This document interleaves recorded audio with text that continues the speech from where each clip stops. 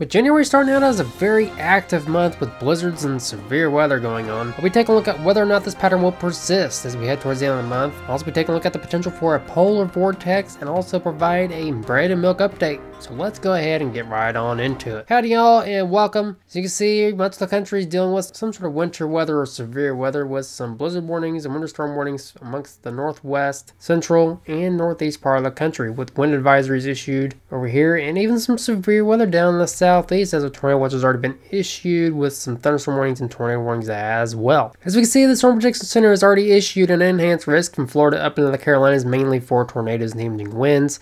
The tornado threat is a 10% hatched area for Florida and Georgia, and up here in the Carolinas with a 5% surrounding that. As far as the evening wind threat goes, there's a 30% chance within the whole enhanced risk zone. As far as large hail threat goes, small threat, but a threat nonetheless. As we take a look at the current radar, we can see that tornado watch has already been issued down here with thunderstorm warnings as well as tornado warnings. And to take a look at when this will get out of here, we'll take a look at the HRRR model. Now keep in mind that that date and time is up here if you want to keep track. As we can see, we're currently dealing with a big old squall line. It's going to be getting out of here by the time we head into right around 6, 7 o'clock. And we're done with the severe weather for the day. There's no severe weather tomorrow to deal with, so that's good. So we can see that the tornado watch, y'all can pause the video anytime you want. Of course, goes out to 6 o'clock tonight. So they prepare for tornadoes and damaging winds. Damaging winds is just as dangerous as tornadoes, so be aware of that. Have a way to get alerted.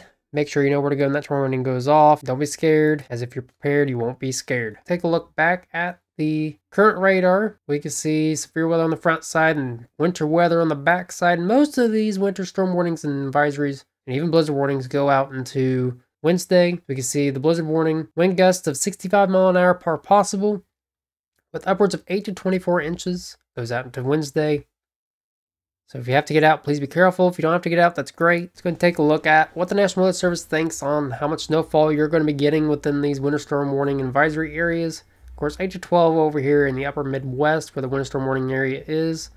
Of course, over here on the western part of the country, y'all are going to get on more as y'all have a lot more mountaintops over there. Go out there and enjoy the ski slopes over here. If you're in the northeast, y'all have been getting hammered with a lot of snow, as well as it looks like about 2 feet is going to be possible over by Maine. Now, let's go ahead and take a look at the Euro model. We're going to take a look at different models today. As we take a look at the Euro, we can see this big old storm system that's bringing severe weather down south and a winter storm up here in the northern part, and even a blizzard warning out west. This has no correlation to this storm system. There's just a different storm system over here that's bringing a big old blizzard. Of course, there was blizzard warnings down here yesterday by Nebraska and Kansas and parts of New Mexico and Colorado, which of course that's a different story today. It was all due to some high winds and heavy snow, of course. As we push this forward, other than severe weather and winter storms, we're going to be dealing with some major flooding out here, as you can see.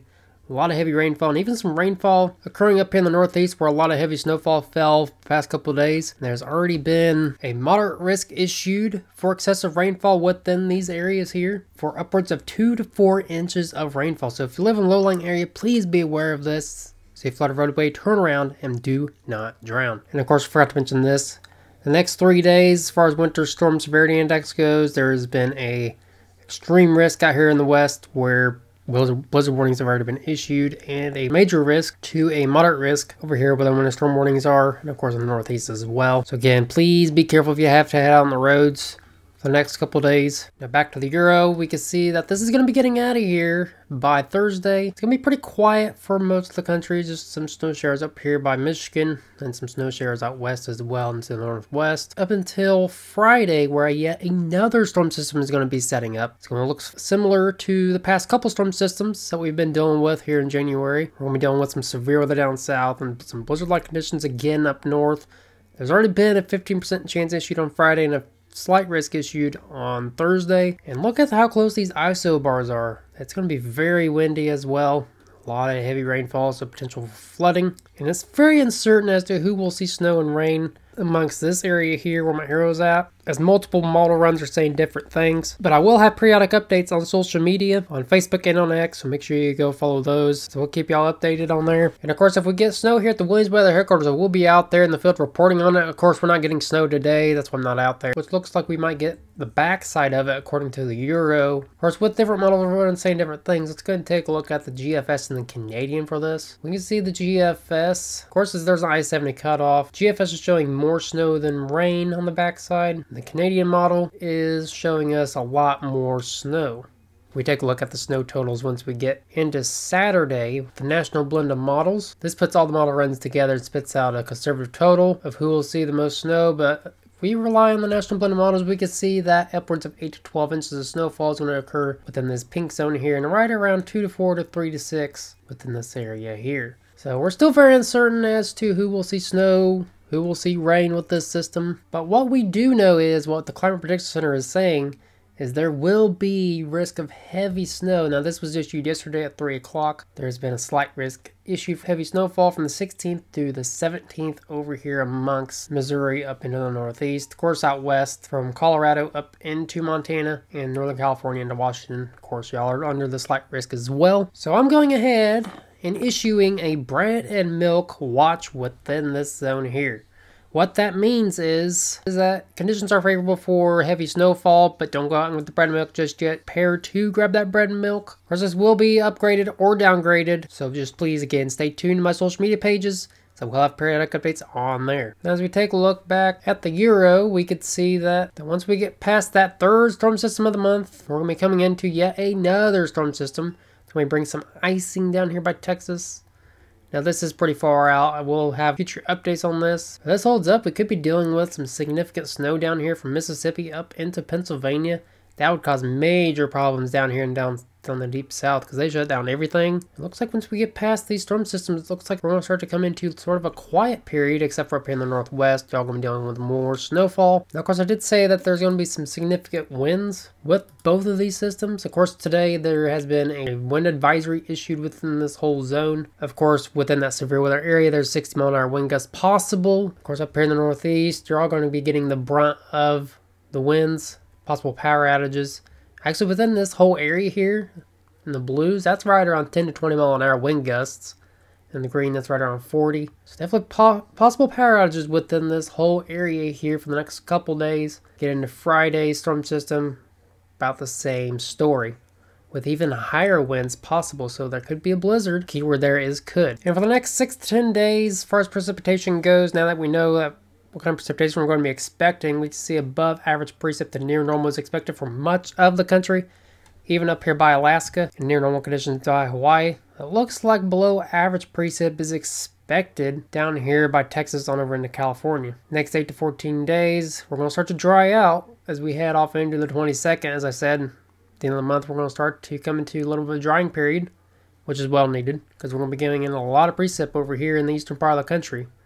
Above average precip is going to be expected up here in the northwest with a lot of major snowstorms occurring. Below average precip is expected up here by Alaska to near normal down here by Hawaii. So let's go ahead and get into the reasons why I said that we're going to be coming in on what's going to be called the polar vortex. Y'all saw in the thumbnail, we're going to be coming in on something called the polar vortex. Well, let's go and take a look at the above and below average temperatures, called the temperature anomalies. The reds determine the above average temperatures. Above average don't mean it's going to be warm, it just means it's going to be above average for this time of year. You can still mid-30s and still be above average. Blues and greens, below average. You can see we're going to be sort of above average as we head towards the middle of January. But we'll look at this right here.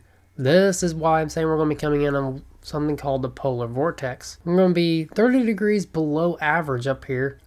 It's going to be persisting for quite some time, heading off into the east as we head towards the end of the month. Going to start to come in, it's a little bit above average down here by Texas. As we take a look at the actual temperatures to a map that sort of makes sense to y'all, fast forward this.